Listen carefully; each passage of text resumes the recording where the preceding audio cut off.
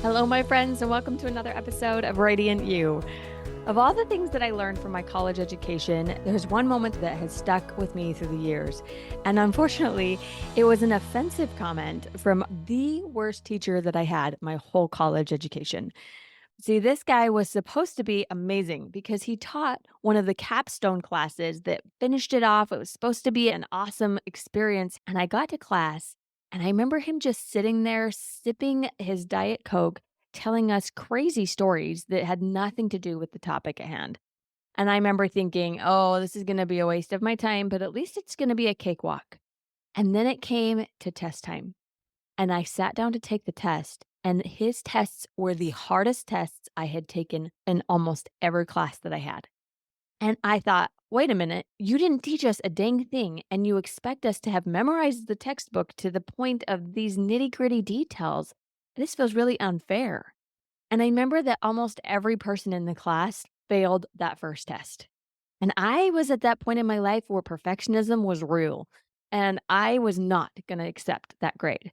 Luckily, I knew that if you were humble and diligent and really wanted to study, you could connect with your teacher and find a way to succeed. That was my experience up to that point. So I set an appointment. I went in and I was talking to him saying, hey, I did do the homework. I did study the textbook, but I was a little blindsided when the class experience didn't match the test experience. I'm wondering if there's anything I can do to make up that extra work or raise my test grade up, or what can I do to succeed in your class? And I remember he looked in my eyes, paused, and said to me, dare to be average. I was totally shocked. I remember thinking, excuse me? That's the only advice you have for me is to dare to be average? I want to succeed in your class. And you're not going to give me any resources or support to succeed? I was furious. No matter how much I pushed or tried or was polite or curious, he would not do anything to support me. And I limped along in that class, tried my best, still pulled out a decent grade, but I remember just feeling like he was a failure as a teacher, and why in the world would anyone let him teach at a college level, and he should be fired. Well, fast forward years later, and I've gone through therapy and coaching and understanding of myself and realized that I had had a very serious problem with perfectionism. And that this teacher, no matter how terrible he saw in me that I did not have the courage to fail. He knew that average was scary to me, that I had my value connected to my success, that I had to move and improve and do better and chase that perfect grade for me to feel okay with who I was. He was challenging me to let go of my perfectionism and dare to be average. Brene Brown has an awesome quote about perfectionism that highlights this exact relationship. She says, perfectionism is not self improvement. Perfectionism is, at its core, about trying to earn approval and acceptance. That's where I had lived for so many years. And quite frankly, I felt like this teacher was getting in my way of being able to do that. And I'm so glad that he did. He helped me see I didn't have to be perfect, that I could dare to be average, which ironically was a lesson I learned from a very less than average teacher, but it stuck throughout the years. And I'm grateful for that reminder. And I think of it every time I hear one of my favorite songs called Dream Small by Josh Wilson. Here are some of the lyrics. It says, dream small. Don't buy the lie, you've got to do it all. Just let Jesus use you where you are, one day at a time. Live well, loving God and others as yourself. Find little ways where only you can help. With his great love, a tiny rock can make a giant fall. So dream small. Dreaming small means doing things that are ordinary. And if we zoom out and think about what does ordinary mean? The definition of ordinary is in order or sequence, a routine day by day thing. Ordinary can be good, beautiful things. It's family life. It's a good, honest days of work. It's the day to day study and the prayer that helps you put things in order in your life so that you can feel at peace at the end of the day. It's not necessarily doing extraordinary things that matters with your day. It's how you do the ordinary. Mother Teresa once said, "Do ordinary things with extraordinary love." And I think that's what it means for you to be a disciple of Christ. When you are just an ordinary person taking care of other ordinary people and ordinary day to day things, you are fulfilling your purpose in so many ways. Think about what you did today that was just ordinary. Getting up and brushing your teeth, ordinary, but you took care of the body that God gave for you.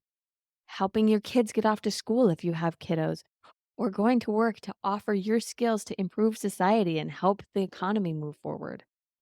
What is your ordinary? And are you doing it recognizing that it really is extraordinary? Now, many people get sucked into thinking that they need to be doing something bigger and better, and it's not enough because they don't see their own value and they can't be at peace in the ordinary. And when we get stuck in that space, we start thinking more about ourselves, which is the opposite of Christ like discipleship. When we aren't settled with the ordinary and we make it appear like it's not enough, we're not satisfied or grateful for the blessings that God has given us. And we're constantly striving and pushing and stretching in ways that are exhausting for us. And then we judge the other people around us in ways that invite them to feel like they're not good enough. Christ surrounded himself with ordinary people like you and like me. And he brought out what was naturally extraordinary in them, but he didn't do it in a way that shamed them for their ordinary. He loved them, and he loves you right where you're at. He sees your ordinary and knows it's extraordinarily divine. Do you see your divinity too? Do you love yourself enough to be okay with who you are right where you're at?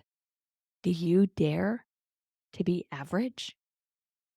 Now, I'm not saying don't progress, don't learn, don't push yourself. Of course, we want to learn and grow and progress, but we don't do it to be happy or to find our worth. And we don't do it at the expense of the important day to day ordinary things. That song, Dream Small, that reminds me of this moment with this professor long ago, it continues in its lyrics to say, of course, there's nothing wrong with bigger dreams. Just don't miss the minutes on your way to bigger things, because these simple moments change the world. A smile to someone, a hug, a thank you, a meal that you made, a room you cleaned up so that it felt more at peace. The time you took to drive someone to school so that they could have another day of learning on their path to education. You are doing so many things already, simple moments that are changing your world and the world around you. It's okay to be ordinary. You're amazing right where you're at, my friend.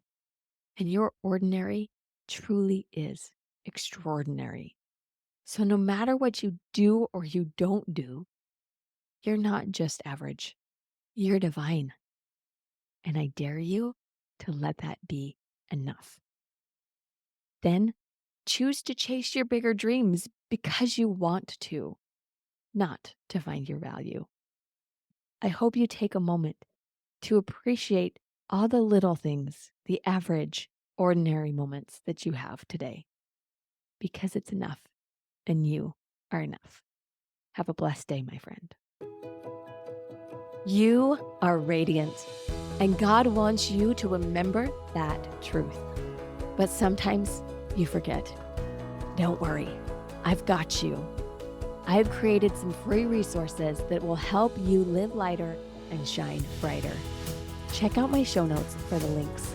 However God guides your next steps, know that you are not alone on this journey. I can't wait to see how you discover a more radiant you.